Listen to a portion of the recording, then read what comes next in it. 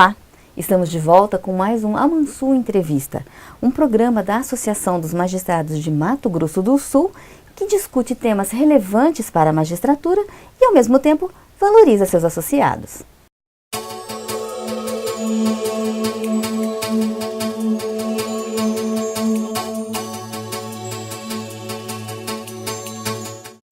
Nosso entrevistado de hoje, o nosso convidado, é o juiz Renato Antônio de Liberali, da comarca de Três Lagoas, que é também diretor de informática da Amansu. Doutor Renato, muito obrigado por estar conosco e discutir temas tão relevantes para a magistratura. Eu que agradeço. O nosso assunto hoje é o Marco Civil da Internet, que é uma lei que foi sancionada pela Presidente da República, teve 2 meses de vacatio legis e entrou recentemente em vigência. Ela está sendo considerada uma Constituição da Internet porque fala sobre deveres e direitos de usuários e provedores. Mas a pergunta é, mesmo sendo a internet um local onde ainda não se tem um certo controle, é uma coisa muito aberta, é possível dizer que essa lei é um avanço? Marília, sim. Onde não havia regulamentação, agora existe uma lei estabelecendo algumas regras. A história dessa lei é que ela permaneceu muito tempo para votação, foi adiada essa votação diversas vezes, e por conta daquela questão do Edward Snowden, o governo brasileiro passou a enxergar maior importância na regulamentação da internet. Com 30 dias, ela acabou sendo aprovada, por conta de um evento de internet mundial que aconteceu no Brasil e em São Paulo, para tratar especificamente da governança da internet, a quem caberia, então, regulamentar a internet de forma geral, não permanecendo mais na mão dos Estados Unidos. Então, essa lei sendo aprovada no nosso país, nós começamos a ter alguma coisa sobre a internet. O direito do usuário, onde os provedores entram nessas questões, os seus deveres também, e a liberdade de expressão e o sigilo dos dados dos usuários, que são as coisas mais importantes. A nova lei, ela enfoca 3 princípios: a garantia da neutralidade da rede, a liberdade de expressão e a privacidade dos usuários. O senhor acredita que é possível efetivamente se cumprir isso? A neutralidade vem realmente como um princípio nessa lei. Ainda depende de regulamentação. Ela funcionará basicamente como a impossibilidade de se estabelecer prioridades para conteúdo. Os usuários, quando acessarem a internet, independente do que eles estiverem acessando, a internet deverá funcionar, ter a mesma velocidade e qualidade, independente do conteúdo acessado. Se discutia muito isso, havia muitas reclamações de usuários de que alguns tipos de conteúdo, por exemplo, vídeos pela internet, que não houvesse interesse da empresa ao qual ele está acessando, ele tinha uma menor qualidade no recebimento dessas informações. Então a neutralidade vem para isso. Haverão exceções. Já há uma exceção prevista na própria lei, que são as questões de informações emergenciais, e o governo deverá regulamentar a neutralidade. A outra questão da liberdade de expressão. Nós já temos a liberdade de expressão prevista na Constituição Federal, mas agora ela está prevista especificamente na lei sobre a internet.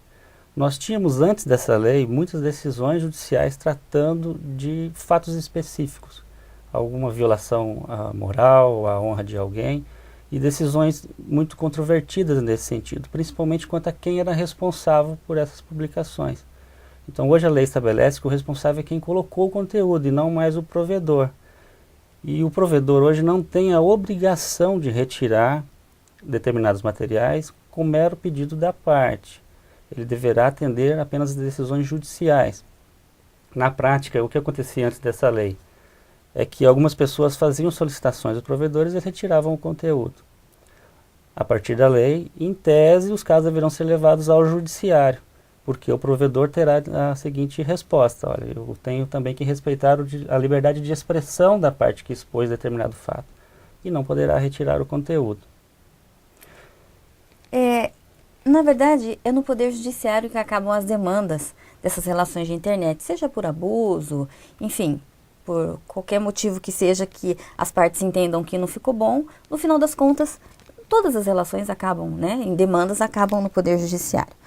O senhor acha que o número de demandas na Justiça pode aumentar em função dessa nova lei, dessas novas regulamentações? Enfim, o senhor acha que é possível se esperar um aumento na demanda?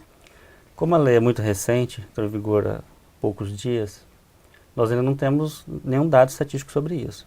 Mas a expectativa é de que sim, que isso ocorra, porque a lei joga toda a responsabilidade para retirar conteúdo da internet ao judiciário, exceto alguns casos específicos, por cenas de nudez, ou que se chama hoje de vingança conjugal, se publica vídeos dessa espécie na internet, esses o provedor está obrigado a retirar com mero pedido da parte. Mas nos demais casos não, dependerão de determinação judicial.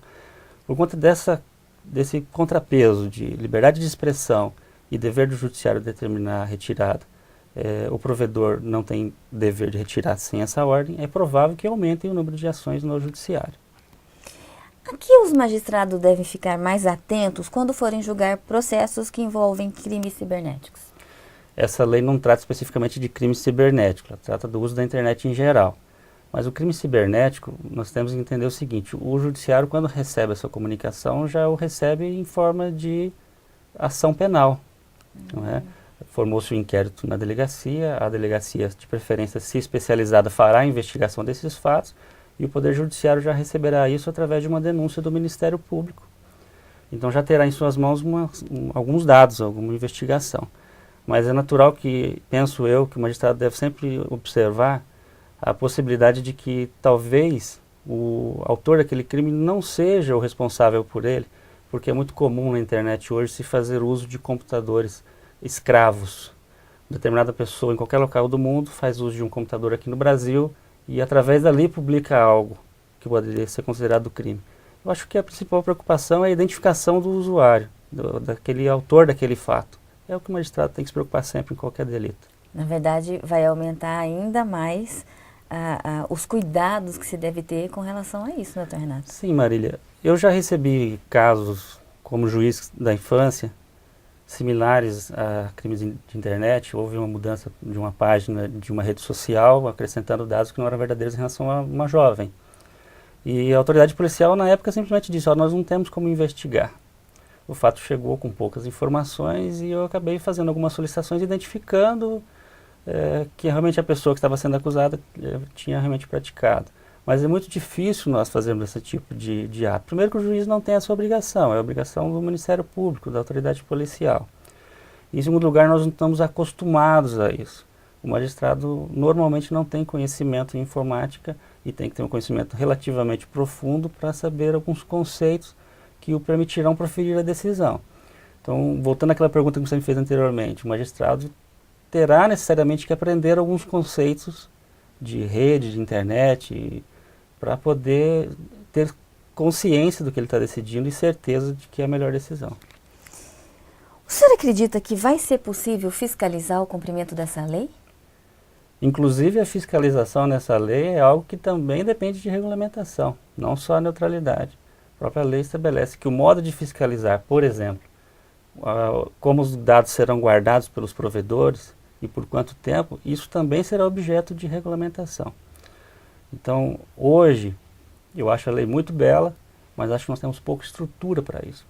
O país deverá se estruturar para que isso ocorra.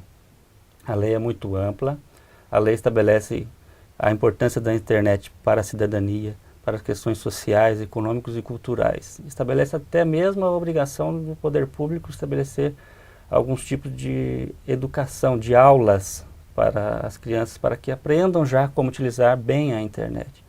Então, nós precisaremos de estrutura em vários pontos, não apenas na fiscalização. O que nos permite dizer que é possível pensar nisso no médio ou longo prazo.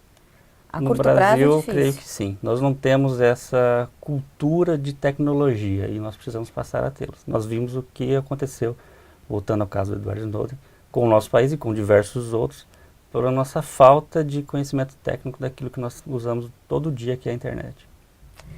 E é isso. O Amansua Entrevista fica por aqui. Dr. Renato, eu agradeço mais uma vez a sua gentileza de estar conosco e dividir os seus conhecimentos. Maria, estou à disposição sempre. Muito obrigada. Eu agradeço.